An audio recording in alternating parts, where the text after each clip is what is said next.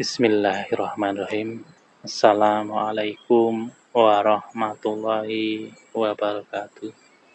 Puji syukur, mari kita panjatkan pada Allah Subhanahu wa Ta'ala yang telah memberikan nikmat yang tidak terhingga, sehingga kita diberi kesehatan yang tidak terkira harganya. Shalawat serta salam semoga tercurahkan kepada junjungan kita Nabi Muhammad Sallallahu Alaihi Wasallam. Semoga kita menjadi umat pilihan beliau.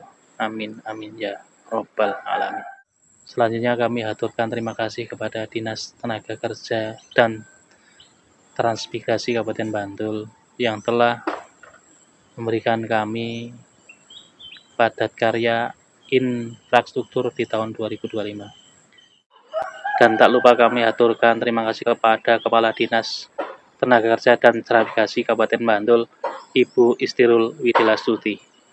Atas uluran tangan beliau, kami bisa mendapatkan padat karya di tahun ini.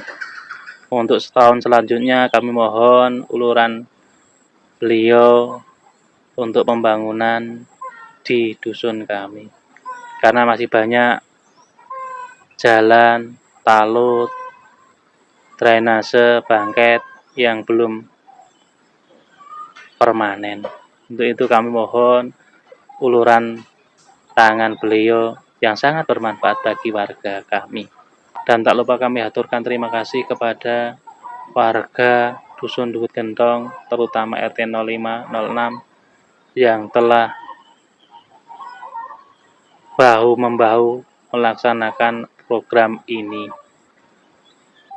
Demikian ucapan terima kasih dari kami, kurang lebihnya kami mohon maaf.